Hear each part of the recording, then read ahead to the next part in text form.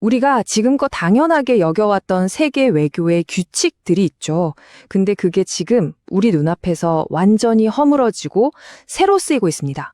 오늘 이 거대한 변화의 한가운데엔 과연 무엇이 있는지 그 속을 아주 자세히 들여다보겠습니다.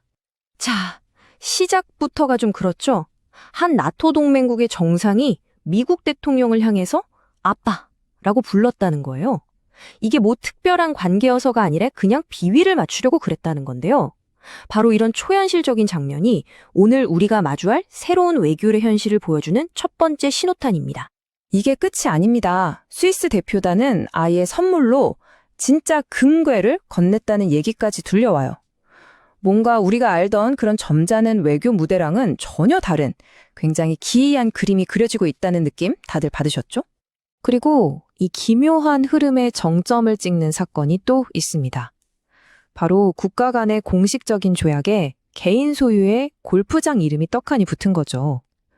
아빠라는 호칭, 금괴 선물, 그리고 골프장 이름이 붙은 조약까지. 이 세 가지 장면은 공적인 제도가 얼마나 사적인 관계로 대체되고 있는지를 아주 압축적으로 보여주고 있습니다. 네. 방금 보신 이 이상하고 낯선 장면들, 이게 그냥 단순한 해프닝이 아닙니다. 지난 수십 년 동안 국제 질서의 근간이었던 다자주의 시스템이 삐걱거리고 그 빈자리를 우리 이익이 최우선이다라는 아주 철저한 제로섬, 즉 거래의 세계관이 채우고 있다는 강력한 증거인 셈이죠. 아니 도대체 왜 이렇게 예측이 불가능하게 행동하는 걸까요? 그냥 충동적인 걸까요? 아니면 이 모든 혼란 뒤에 사실은 굉장히 치밀하게 계산된 어떤 전략, 일종의 플레이북 같은 게 존재하는 걸까요? 그 답을 찾는 첫 번째 열쇠는 바로 잭슨주의 전통이라는 개념입니다. 쉽게 말해 세계 경찰 노릇은 이제 그만하고 오직 미국의 이익에만 집중하겠다. 그리고 우리를 건드리는 상대는 압도적인 힘으로 응징하겠다는 미국 우선주의의 아주 뿌리 깊은 사상이라고 보시면 됩니다. 그리고 여기에 더해지는 두 번째 열쇠가 바로 광인 이론입니다. 이건 말 그대로 예측 불가능함 자체를 무기로 쓰는 건데요. 저 사람은 정말 무슨 짓을 할지 모르겠어 라는 공포감을 동맹국과 적국 모두에게 심어주는 거죠. 그래서 결국 상대가 먼저 지쳐서 양보하게 만드는 아주 고도의 심리전입니다. 자, 이 슬라이드가 모든 걸 요약해줍니다. 미국이 먼저다라는 잭슨주의의 단단한 철학적 기반이 있고요. 그 위에 계산된 혼돈을 일으키는 광인이론이라는 전술이 올라타 있는 구조입니다. 이 두 가지의 조합이야말로 지금 전 세계를 움직이고 있는 새로운 외교 플레이북의 핵심인 겁니다. 그럼 이 플레이북이 실제 외교 무대에선 어떻게 적용되는지 한번 볼까요? 이제 동맹관계까지 청구서가 날아들기 시작하는데요. 구체적인 사례들을 한번 살펴보시죠. 앞에서 잠깐 말씀드렸던 텀버리 협정. 이게 아주 상징적인 예시죠.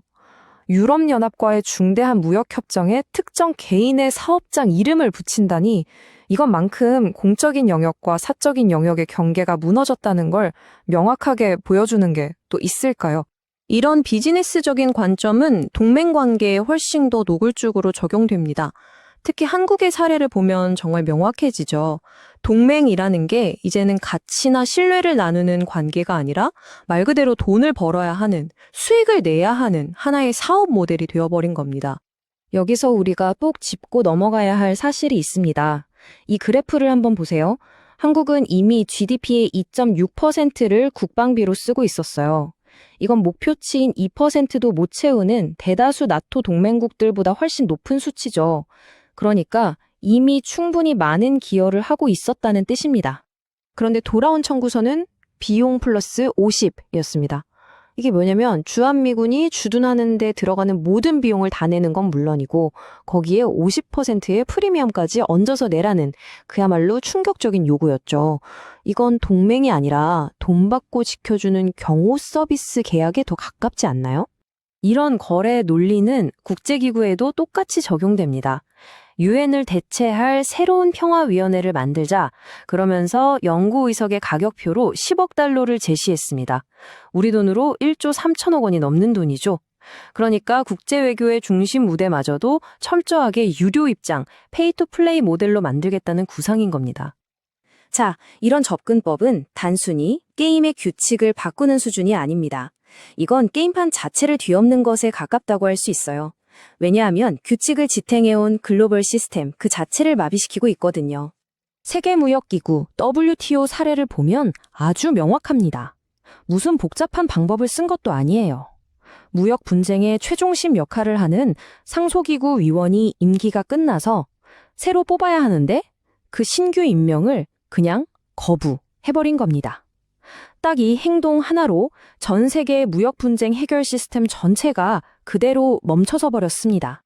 네, 이 비유가 정말 정확한 것 같아요. 잘 돌아가던 거대한 기계의 전원 플러그를 그냥 툭 뽑아버린 것과 똑같은 상황입니다. 심판이 사라진 경기장처럼 이제 모두가 규칙 없이 싸워야 하는 각자 도생의 시대가 열린 거죠. 그렇다면 이렇게 거대한 지정학적 변화가 지금 이 설명을 듣고 계신 여러분의 삶과는 도대체 무슨 상관이 있을까요? 사실은요, 아주 직접적인 관련이 있습니다. 바로 슬로 글로벌라이제이션, 그러니까 세계화의 속도가 느려지는 현상 때문입니다. 예측할 수 없는 관세 폭탄과 끊임없는 무역 분쟁 때문에 지난 수십 년간 아주 효율적으로 작동하던 전 세계의 공급망이 곳곳에서 끊기고 조각나기 시작한 거죠. 이 그림을 보시면 바로 이해가 되실 거예요.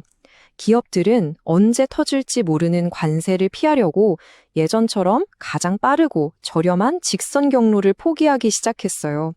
대신 훨씬 더 복잡하고 당연히 돈도 더 많이 드는 우회로를 찾기 시작한 겁니다. 그리고 이렇게 추가된 비용, 이건 절대 그냥 사라지지 않습니다. 결국 그 비용은 인플레이션이라는 이름으로 우리가 매일 장 보는 식료품 가격에 새로 사는 전자제품 가격에 고스란히 더해지는 거죠. 네, 바로 여러분의 지갑이 이 모든 변화의 최종 청구서를 받고 있는 셈입니다.